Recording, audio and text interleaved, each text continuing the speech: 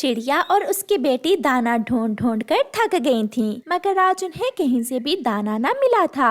गुड़िया बेटी, अब तो शाम होने वाली है, आज हमें खाली हाथ ही घर लौट कर जाना होगा। मम्मा, हम कल अगले जंगल जाएंगी, हो सकता है हमें वहाँ से दाना मिल जाए। फिर वो माँ बेटी भूखे पेट ही वापस लौटती हैं। रास्ते में उन्हें एक आवाज सुनाई देती है, बचाओ बचाओ, मेरी मदद करो, मैं बहुत मुश्किल में हूँ, कोई मेरी मदद करो। मम्मा, कोई मुसीबत में है, कोई आवाज दे रहा है, हमें देखना होगा। हाँ बेटी, आवाज तो मैंने भी सुनी है। फिर वो माँ बेटी नीचे घने जंगल में आती हैं। वहाँ एक सुंदर परी मकड़ी के जाल में फंसी हुई थी। चिड़िया, मेरी मदद करो। मगर सुंदर परी, मैं तो बहुत कमजोर हूँ, मैं कैसे आपकी मदद कर सकती हूँ? मेरी जादू की छड़ी मेरे हाथ से छूटकर नीचे गिर गई है, आप मुझे मेरी वो जादू की छड़ी उठाकर पकड़ा दें, सब ठीक हो जाएगा। फिर मम्मा चिड़िया उस परी की जादुई छड़ी उठाकर उसे दे देती है, जिससे उस परी की सारी शक्तियाँ लौट आती हैं और वो परी उस जाल से आजाद हो जाती है। हमें आपकी मदद करके बहुत खुशी हुई, आपके पंख बहुत सुंदर हैं। मुझे सब मालूम है, आप भोजन के कारण बहुत परेशान हैं और आपने हमेशा नेकी के काम किए हैं, इसलिए मैं भी आपकी मदद करना चाहती हूँ। ऐसा कहते हुए वो परी अपनी जादू की छड़ी घुमाती है और मम्मा चिड़िया को एक पोटली देती है। सुंदर परी, इसमें क्या है? क्या दाना है इसमें? नहीं, इसमें दाना नहीं, बल्कि 3 रंग के बीज हैं। एक लाल केले का, एक पीले केले का और एक हरे केले का। आप जिस रंग का चाहो केला खा सकती हो। ये जादुई बीज हैं। मगर चिड़िया, लाल रंग का केला सिर्फ वही पक्षी खा सकता है जिसने कभी बुराई ना की हो। अगर कोई बुरा पक्षी लाल रंग का केला खाएगा तो वो बहुत कमजोर हो जाएगा। ऐसा कहते हुए वो परी गायब हो जाती है। मम्मा चिड़िया और उसकी बेटी वो जादुई बीज लेकर अपनी राह लेती हैं। घर जाकर गुड़िया और उसकी मम्मा वो बीज अपने घर के पास ही लगा लेती हैं और अपने घर चली जाती हैं। मम्मा, क्या सच में उन जादुई बीज से केले के पेड़ उगेंगे? हाँ बेटी, वो अच्छी परी झूठ नहीं बोल सकती। बातें करते करते वो माँ बेटी सो जाती हैं। सुबह हो जाती है। गुड़िया और उसकी मम्मा जल्दी से घर से बाहर निकलती हैं। अपने सामने केले के बड़े बड़े पौधे देखकर उनकी तो आंखें खुली की खुली रह जाती हैं। मम्मा, लाल, पीले और हरे तीनों पेड़ों पर 3 रंग के केले लगे हुए हैं। हाँ बेटी, मगर याद रखना, लाल रंग का केला सिर्फ वही पक्षी खा सकता है जिसने कभी कोई बुरा काम ना किया हो। मगर मम्मा, आपने तो कभी कोई बुरा काम नहीं किया है, इसलिए बेटी हम किसी भी रंग का केला खा सकती हैं। फिर वो दोनों माँ बेटी तीनों पेड़ों से मीठे, स्वादिष्ट और रंग बिरंगे केले तोड़कर खाती हैं। गुड़िया बेटी, आपके अंकल मिठू भी भूखे होंगे, जाओ ये केले मिठू अंकल को दे आओ। मगर मम्मा, ये पीले वाले केले देना, हो सकता है मिठू अंकल ने कभी कोई बुरा काम किया हो। ऐसे गुड़िया पीले रंग के केले लेकर मिठू अंकल को देने चली जाती है। गुड़िया, ऐसे स्वादिष्ट और मीठे केले मैंने पहले कभी नहीं खाए। अंकल, ये जादुई केले हैं, ये बहुत मीठे हैं। कबूतर भी गुजरता हुआ चिड़िया के पास जाता है। चिड़िया चिड़िया, ये केले के पेड़ कल तो यहाँ नहीं थे। ये हमें एक परी ने हमारी नेकी का सिला दिया है, आप चाहें तो इनमें से केले खा सकते हैं। मैं तो ये लाल केला खाऊंगा। कबूतर भैया, ये लाल केला सिर्फ वही पक्षी खा सकता है जिसने कभी कोई बुरा काम ना किया हो। नहीं, फिर तो मैं ये नहीं खा सकता। एक बार मैंने चोरी की थी, मुझे आज भी याद है। मैं ये पीले ही खा लेता हूँ। फिर कबूतर पीले केले ले जाता है। बात गोरी कौवी और कालू कौवे तक भी पहुँच जाती है। वो पिद्दी सी छोटी चिड़िया रंग बिरंगे केले खा रही है और कालू तुम्हारी पत्नी भूखी बैठी हुई है। उसका कुछ करना होगा, मैं अभी उस चिड़िया से केले लेकर आता हूँ। नहीं कालू जी, उसे वहाँ से भगाना होगा, मैं वो केले के पेड़ ही लेना चाहती हूँ। फिर कालू कौवा और गोरी कौवी चिड़िया के पास जाते हैं। गोरी बहन, क्या आप भी केले लेने आए हैं? नहीं चिड़िया, हमारे पास तो बहुत भोजन है। मैं तो तुम्हें बताने आया हूँ कि पहाड़ों के पास कबूतर और मिट्ठू की लड़ाई हो गई है। वो आपस में लड़कर एक दूसरे को मार रहे हैं। गुड़िया बेटी, आप यहाँ हमारे केले के पेड़ों के पास बैठो, मैं अभी जाती हूँ। फिर चिड़िया वहाँ से भागती है। चल चल, तू भी जा यहाँ से, अब ये पेड़ हमारे हैं। क्या मकर आंटी, ये जादुई केले के पेड़ हमारे हैं? जाती हो या फिर ये डंडा देख लो, एक लगाऊंगा तुम्हारे। रोती हुई गुड़िया वहाँ से चली जाती है। गोरी और कालू मजे मजे से पीले केले के पेड़ से केले खाने लगते हैं। चिड़िया को रास्ते में मिट्ठू मिलता है। मिट्ठू, तुमने कबूतर से लड़ाई क्यों की है? चिड़िया, ये तुम क्या कह रही हो? मैं कबूतर से क्यों लड़ाई करूंगा? वो तो मेरा पुराना दोस्त है। हम दोनों तो अभी अभी नदी के पास बैठकर केले खा कर आए हैं। पीछे से रोती हुई गुड़िया भी वहाँ आ जाती है। मम्मा, मम्मा, उन बुरे कौवों ने मुझे भी वहाँ से भगा दिया है। वो कहते हैं कि अब वो जादुई केले के पेड़ उनके हैं।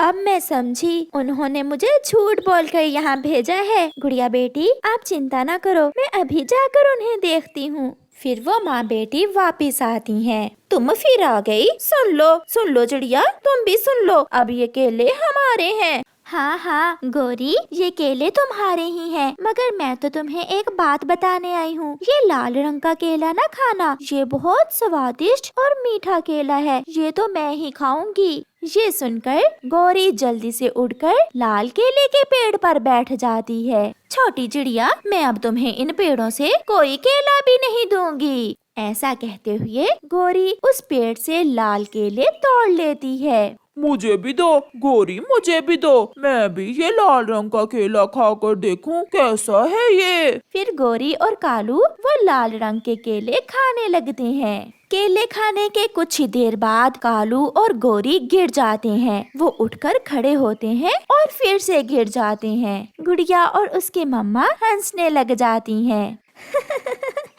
गोरी आंटी, ये लाल केला बुरे पक्षी के लिए नहीं था, अब मालूम हुआ हमसे पंगा नहीं लेते। मैं छोड़ूंगी नहीं तुम्हें चिड़िया। गोरी, मुझे खड़ा करो, मैं उठ भी नहीं सकता।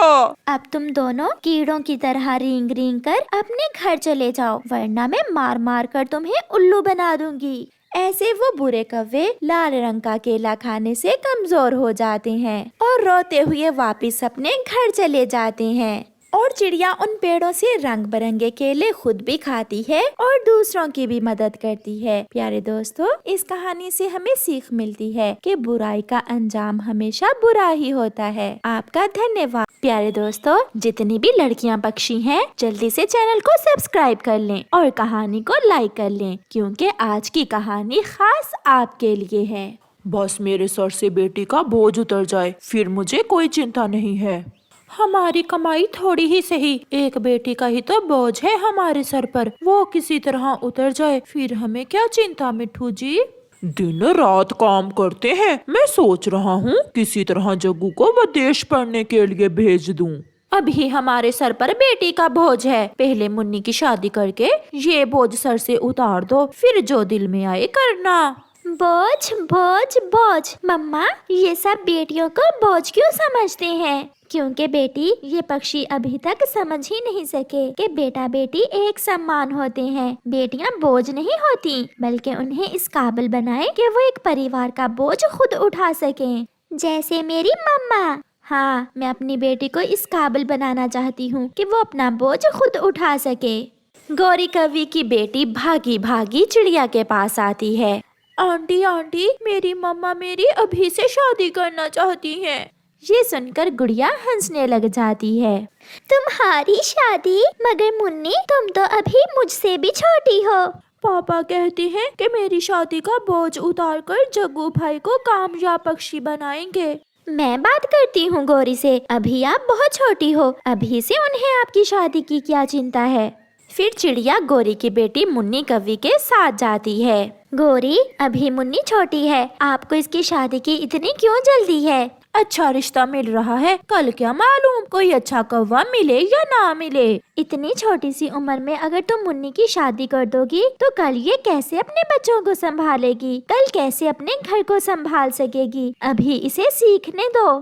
चिड़िया, तुम यहाँ से चली जाओ, ये हमारे घर का मसला है, हम बेहतर जानते हैं। जब मेरी शादी हुई तो मेरी उम्र भी थोड़ी थी, इसीलिए तो आपके पहले 3 अंडे खराब हो गए थे, क्योंकि आपको जानकारी नहीं थी कि अंडों की रक्षा कैसे करते हैं। पापा, मैं अभी। बस बहुत हो गया चिड़िया, चुप करके यहाँ से चली जाओ। फिर चिड़िया वहाँ से चली जाती है और दूसरे दिन गोरी मुन्नी की शादी करती है। मम्मा, गोरी आंटी ने बहुत जल्दी की मुन्नी की शादी करने में।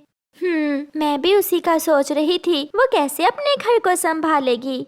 गुड़िया बेटी, कल आपने तोते टीचर से लकड़ियों का घर बनाना सीखने जाना है। मम्मा, वो तो मैंने आज ही सीख लिया था। तो फिर कल बुलबुल के पास जाना और उससे सीखना कि अपने अंडों की रक्षा कैसे करते हैं। बहू, ये ससुराल का घर है, तुम्हारे माता पिता का नहीं है। कल सुबह सवेरे उठकर भोजन लेने चली जाना। बेटा, बहू को हमारे परिवार के असूल समझा दिए हैं ना? हाँ, मैंने मुन्नी को बता दिया है कि रात को सोने से पहले मेरी माँ की टांगे दबानी है और मेरी माँ का भोजन भी इसे ही लाना होगा। बहू, सुन रही हो ना? हाँ, मैं कोशिश करूँगी ये सब करने की। फिर मुन्नी भोजन लेने चली जाती है। वो अभी छोटी थी, इसलिए वो तो बच्चों वाली हरकतें करती थी। रास्ते में कभी वो तितलियाँ देखने रुक जाती और कभी फूलों के पास जाकर बैठ जाती। जब शाम को वो भोजन लिए बिना ही घर जाती है तो पहले दिन उसकी सास उससे लड़ाई करती है। अगर इतनी ही छोटी थी तो क्यों की थी शादी? हम यहाँ तुम्हें खेलने कूदने के लिए नहीं लाए। कान खोल कर सुन लो, खुद को बदल लो। अगर ना बदला तो मैं अपने बेटे की दूसरी शादी कर दूंगी। मैंने क्या किया है माँ जी? आप क्यों मुझे इतना बुरा भला कहे जा रही हैं? एक तरफ मुन्नी अपने ससुराल जाकर तरह तरह के ताने सुन रही थी, दूसरी तरफ चिड़िया अपनी बेटी को सब सिखा रही थी। गुड़िया ने घोंसला बनाना सीख लिया था, भोजन लाना सीख लिया था और बुलबुल से अंडों की रक्षा करना भी। ऐसे ही कुछ दिन गुजर जाते हैं और फिर एक दिन मुन्नी की तबीयत खराब हो जाती है। उसकी सास उसे बुलबुल डॉक्टर के पास लेकर जाती है। बुलबुल मुन्नी का चेकअप करती है। बधाई हो बहन, आप दादी बनने वाली हो, तुम्हारी बहू अंडा देने वाली है। ये सुनकर मुन्नी की सास बहुत खुश होती है, मगर एक समस्या है, तुम्हारी बहू बहुत कमजोर है और इसकी उम्र भी बहुत कम है, इसका खास ध्यान रखना पड़ेगा आपको। शक्ल से ही ऐसी दिखती है, हम सबसे ज्यादा खाती है ये। सासू माँ, मुझे बहुत डर लग रहा है। ज्यादा चोंच लेना करो, मेरे साथ घर चलो। मुन्नी और उसकी सास वहाँ से चली जाती हैं। गुड़िया भी अब जवान हो चुकी थी। उसकी मम्मा भी एक अच्छा सा चिड़ा देखकर उसकी शादी कर देती है। गुड़िया बेटी, मुझे विश्वास है कि आप अपने घर का अच्छे से ख्याल रखोगी। मैं अपनी माँ की हर बात याद रखूंगी।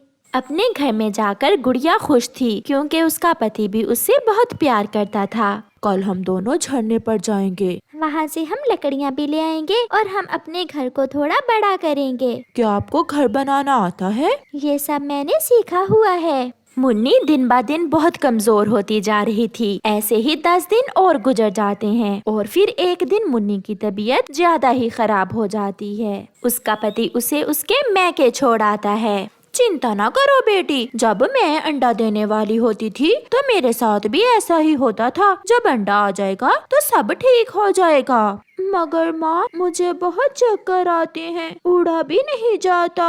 कल तुम्हारे पापा के साथ बुलबुल के पास जाएंगे और दवा ले आएंगे। रात हो जाती है और रात के समय मुन्नी की तबीयत बिगड़ जाती है। कौवा और कवि उसे लेकर रात को ही बुलबुल के पास जाते हैं। गोरी, ये सारी समस्या इसकी छोटी उम्र में शादी करने से हो रही है। जो होना था वो तो हो गया। बुलबुल, आ मेरी बेटी को बचा ले। मैं अपनी पूरी कोशिश करती हूँ। बुलबुल मुन्नी को दवा देती है, इंजेक्शन लगाती है, सब करती है, मगर मुन्नी को बचा नहीं सकी। मुन्नी मर जाती है। गोरी और कालू रो रहे थे। ना अंडा बच सका और ना ही अंडे की माँ। मैंने बहुत कोशिश की। मेरी बच्ची अभी बहुत छोटी थी जब मैंने उसे बिहा दिया और वो अपनी जिंदगी की खुशियां देखने से पहले ही इस दुनिया से चली गई। वो घर चले जाते हैं। सुबह हो जाती है। कालू कौवा अभी तक रो रहा था। गोरी गोरी, जग्गू तो विदेश पढ़ने चला गया, मगर मेरी मुन्नी मुझे छोड़कर चली गई। अगर उस दिन चिड़िया की बात मानी होती तो आज मेरी मुन्नी मेरे साथ होती। फिर ऐसे ही कुछ दिन गुजर जाते हैं और गुड़िया एक सेहतमंद अंडा देती है, जिससे कुछ दिनों बाद एक सेहतमंद बच्चा निकलता है। गोरी बहन, मैं नानी बन गई हूँ। मेरी गुड़िया के अंडे से बेटा निकला है। चिड़िया, अगर मैंने भी तुम्हारी तरह अपनी बेटी की शादी पूरी उम्र में की होती तो आज मैं भी ये खुशियाँ देख सकती। गोरी बहन, इसलिए तो मैं हमेशा सबसे कहती हूँ कि बेटियाँ बोझ नहीं होती, इसलिए उनके फ्यूचर के फैसले सोच समझ कर करें। प्यारे दोस्तों, कहानी को लाइक और चैनल को सब्सक्राइब जरूर करें। आपका धन्यवाद।